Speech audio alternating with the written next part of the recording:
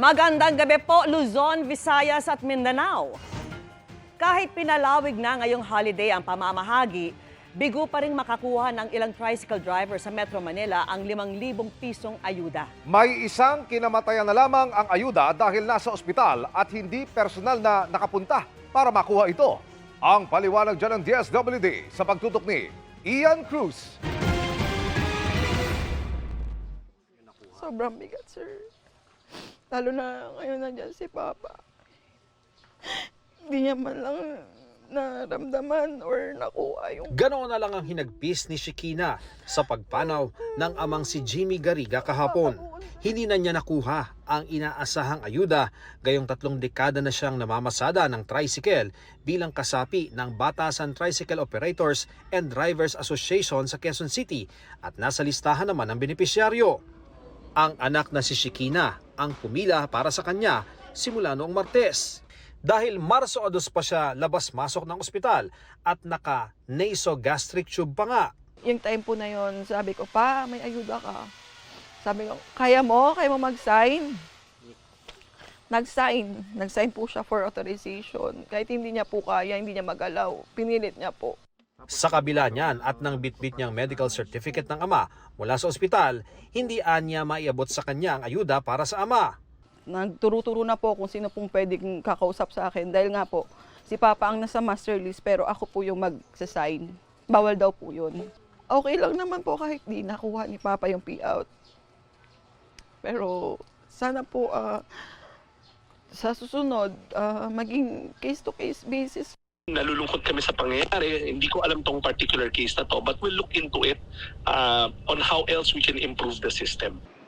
Gayunman, ayon sa Social Welfare Department, dapat maunawaang hindi talaga pinapayagang maiabot ang ayuda sa kinatawan lang para maiwasan na mapunta sa iba ang para sa totoong benepisyaryo.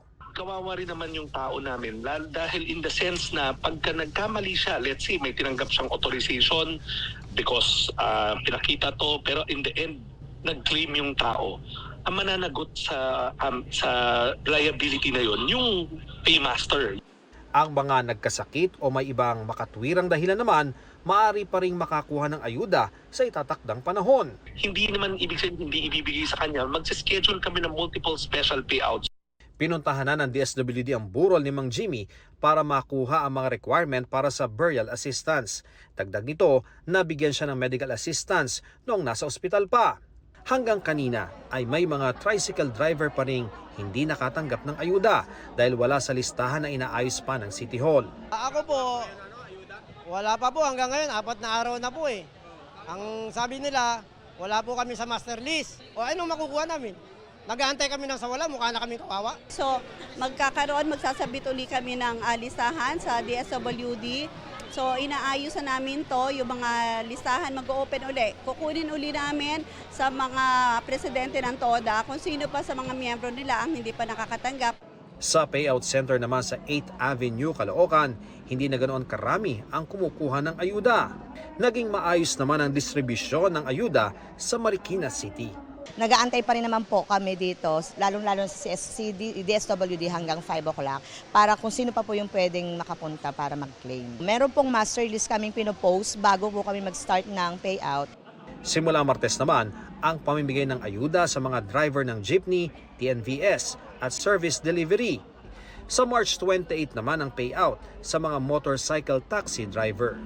Ayon sa DSWD, pagdating sa mga city bus drivers at mga driver ng regular na mga taxi, ang DOTR na raw ang bahala sa kanilang ayuda dahil manageable naman daw ang kanilang bilang. Para sa GMA Integrated News, Ian Cruz, nakatutok, 24 oras.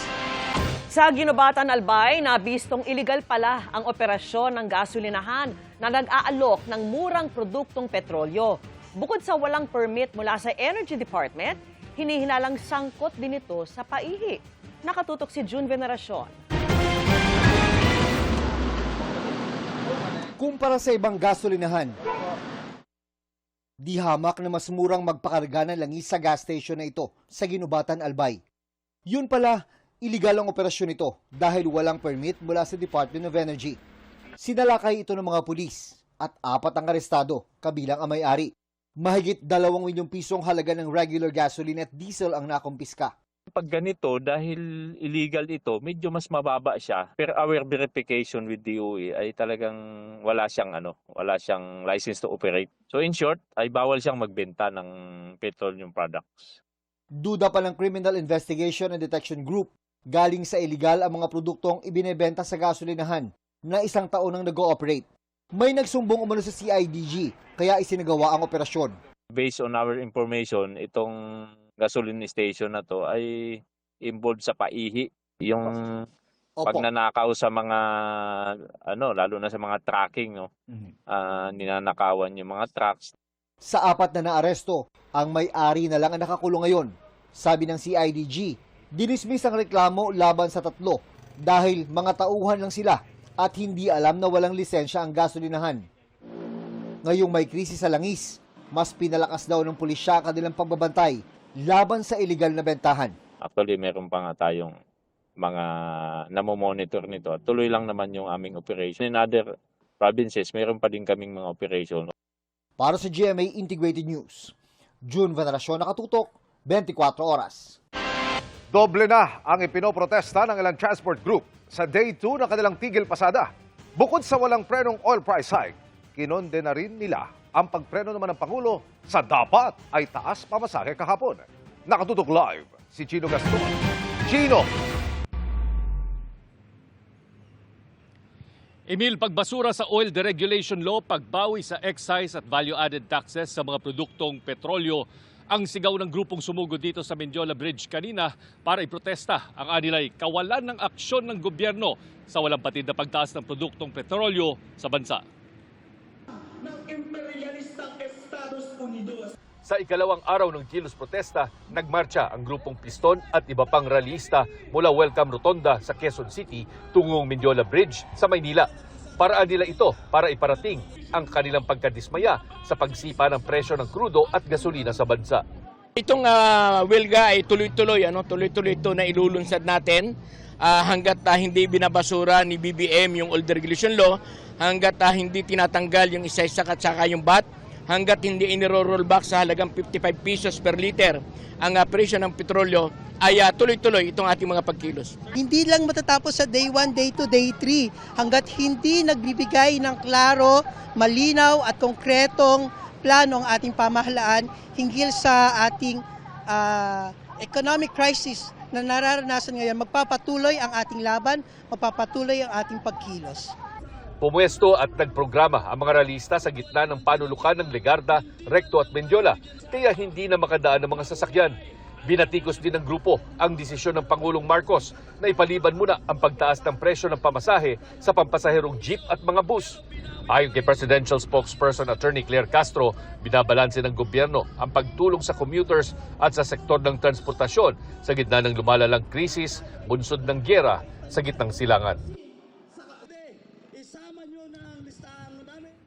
Emil, pasado alas 4 ng hapon ay tinapos na ng grupo ang kanilang programa dito sa may Mendiola Bridge, pero sabay iwan ng babala sa gobyerno na hindi ito ang kanilang huling kilos protesta para singilin ang anilay kawalan ng aksyon ng gobyerno sa gitna ng krisis. Emil. Maraming salamat, Chino Gaston.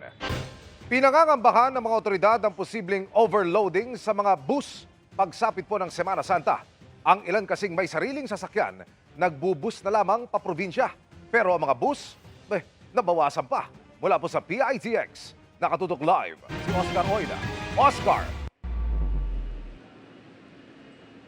Yes, Emil, dumarami nga yung mga pasahero pero umuunti naman yung mga bumabiyahing mga bus.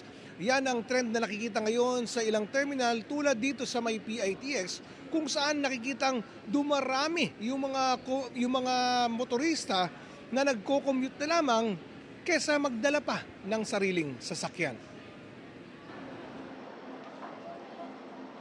Salit na magmaneho at gumastos ng panggasolina, pinili ng ilang iparada na lang ang kanilang sasakyan sa Parañaque Integrated Terminal Exchange o PITX at sumasakay na lang ng bus at iba pang public transpo papunta sa kanilang destinasyon. Tipid na, less stress pa. Maraming medical expenses. Kung gagastos ko pa sa gasolina, wag na, di ba? Ganyan na lang, relax ka pa sa bus. Tapos pagbaba mo, andyan na kaagad. Mas okay kasi pagka nagmumotor ako minsan, yung 100 pesos ko na pinanggagas ko usually, parang hindi na kumakasya sa 2 araw. Pero kahit ilang bus, ayaw na rin pumasada dahil sa mahal ng langis. Kaya habang dumadami ang pasahero, bagyang umuunti ang bus sa PITX. Yung biyahe natin sa Batangas City, magmula sa the usual na 23 ay bumaba na sa 19. And yung biyahe natin patungong San Jose Nueva Ecija ay bahagyang bumaba na rin magmula sa 12 hanggang sa 10. Nahihirapan na silang itawid yung presyo ng gasolina sa kinikita nila. Mahirap kasi pag nabawasan ng matatagalan po ang transport ng iba. Dahil buhay yung malalayo ng tulad ng Nueva Ecija. Malaking epekto po sa mga commuter yun. Mag-aagawan, tapos siyempre kulang ng magbibiyahe kasi lalo na pag mataas ang pamasahe, mataas ang gasolina. Medyo yung iba hindi na uuwi pag mga Holy Week na yun. Pangamba tuloy ng mga kinaukulan lalo't papalapit na ang Holy Week. Baka mag-overload yung mga bus na hindi lang basta pahirap sa mga pasahero, delikado pa. But also, siyempre, danger dahil alam natin peligroso pag overloaded ang isang pampublikong sasakyan. Tuloy naman ang pakikipag-ugnayan ng pamunuan ng PITX sa mga bus operators para matiyak na sapat ang masasakyan ng mga bakasyonista sa Semana Santa. We appeal to their to their sense of patriotism, itawid itong ating mga kababayan patungo sa kanilang mga destinations. Pero of course, we cannot demand. Ang mga nasa tourism sector, sinabing marami pa rin naman ang mga bumabiyahe ngayong mag-Holy Week. Bagaman aminadong nangangamba rin sila sa epekto ng tensyon sa Middle East. Nasa level 8 na kasi ang fuel surcharge sa mga flight na ibubuk sa April 1 hanggang 15. Marami na po tayong naging cancellation sa mga babiyahe papuntang Europe. Kasi po, halos lahat po ng papuntang Europe ay dumadaan sa Middle East. But on a good note naman, lumilipat lang naman sila. Let's say yung mga ibang babiyahe, pupunta lang sila sa ibang countries na hindi apektado ng krisis sa Middle East. Patuloy nila mga hakbang para hikayatin ang turismo sa bansa. Pero limitado lang ang magagawa. Sinusubukan pa namin makuna ng pahayag ang Department of Tourism. Emil, bagamat long weekend ngayon, kapansin-pansin na hindi naman ganun karamihan ang mga pasero. Actually, sa pagtatanong natin sa mga ticketing booth, ay marami parang available na masasakyan. At ngayon pa lang, may mga nagpapabook na raw para sa Semana Santa, bagamat hindi pa naman ganun kadami. Emil? Maraming salamat, Oscar Oida. Dahil po nagmamahal ang mga bilihin pero hindi naman daw tumataas ang sweldo, binago na lang ng ilan ang paraan ng kanilang pagkonsumo para makamenos kahit paano. Kabilang dyan, ang ilang nakapribadong sasakyan noon na mas pinipili na lang muna na maglakad o di kaya'y mag-commute sa ngayon. Nakatutok si Darlene Kai. Pansin ng MMDA, hanggang 30,000 pribadong sasakyan na ang nabawas sa mga pangunahing kalsada sa Metro Manila ngayong linggo kumpara sa mga nauna. Nakita natin na mayroong 8% reduction ang volume na compared sa mga previous weeks. Parang mas matindi pa sa pandemic Pero ang hugot dyan ni Vanessa ay dahil sa mahal ng langis at mga bilihin at epekto nito sa kabuhayan ng asawang TNVS driver. Hindi ako makabiyahe. Kasi nga, sobrang taas ng gas, parang naglilibring sakay na lang kami. Ngayon, ultimo personal na lakad ng asawa, literal na lakad na. Pag malapit, nilalakad ko na lang para makasave sa gas.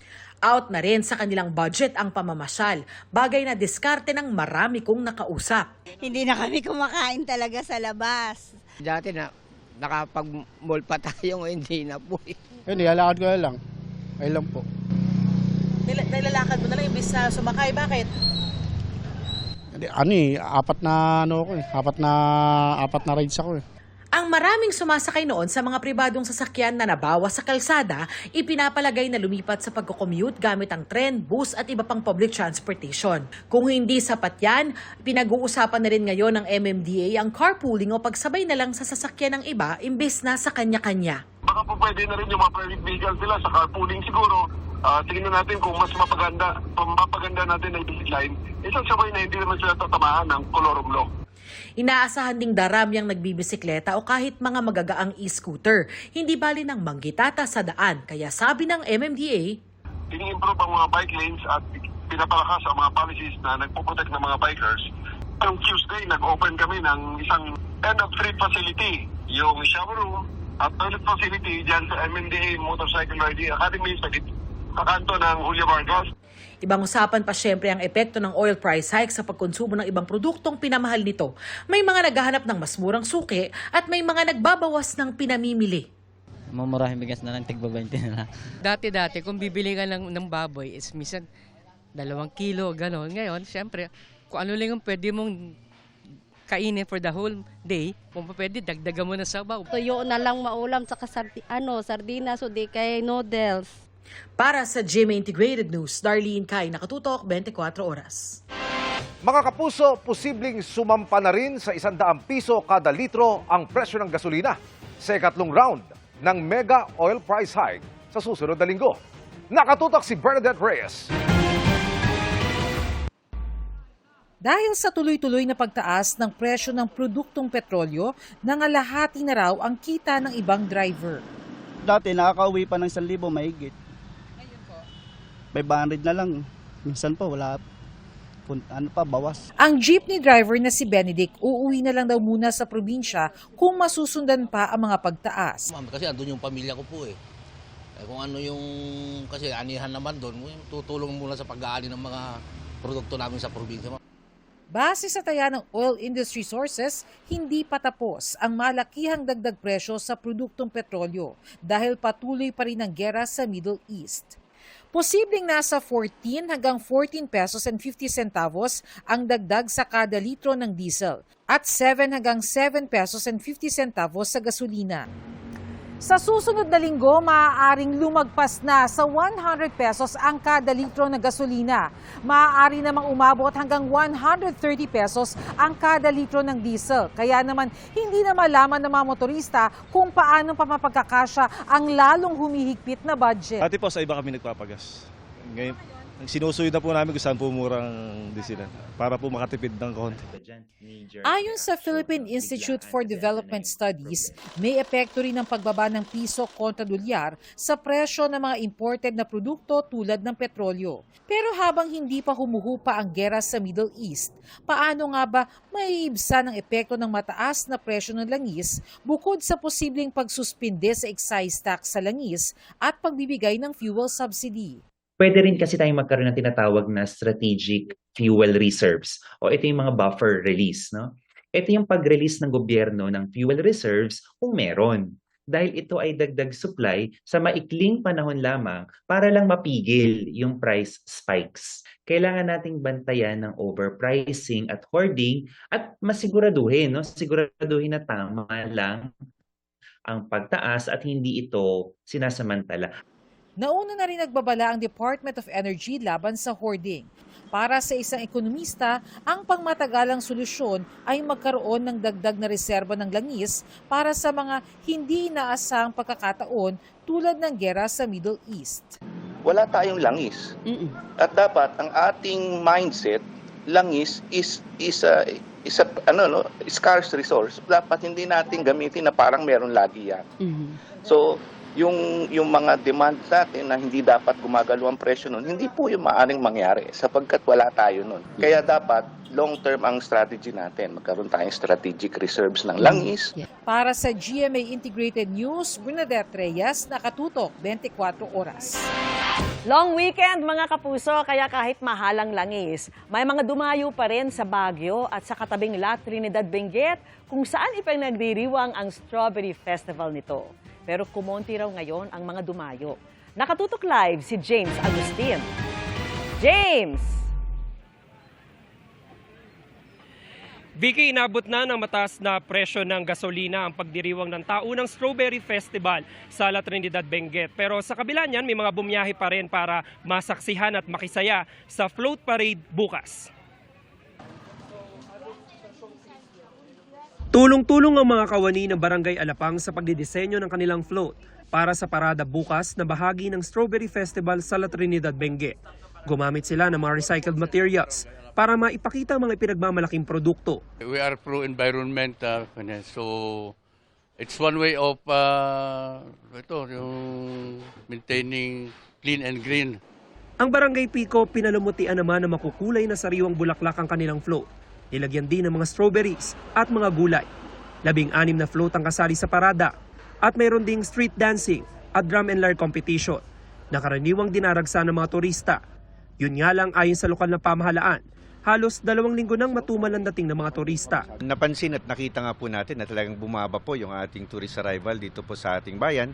Particularly po dito po sa pagtaas ng krudo. Kaya talagang nakikita natin na talagang drastic yung pagbaba ng mga bisita natin. Ramdam yan ng mga magsasaka sa strawberry farm kung saan pwedeng mag-strawberry picking ang mga turista. Sa ngayon, expected po namin kasi holiday at saka long weekend. Dapat po medyo dagsa sana yung tao pero medyo kumonti po talaga siya. Gayunpaman, meron pa rin mga turistang galing pa sa malalayong lugar na bumiyahe dito para sulitin na raw ang long holiday weekend. Amazing! Worth it yung experience po. Napakaganda ng Baguio. Gusto pa nga naming mag-extend pero yung hindi na maaari kasi may pasok na sa Lunes. Kanya-kanya na lang ng diskarte para makatipid. Nagrenta ng van si Mark at kanya mga katrabaho na galing pang Cabuyao, Laguna. Nag-ambaga kami sa gasolina tapos and then yung mga pagkain na pwede naming dalhin, dinala na namin sa transit namin para makatipid kami at doon na lang kami nagluto.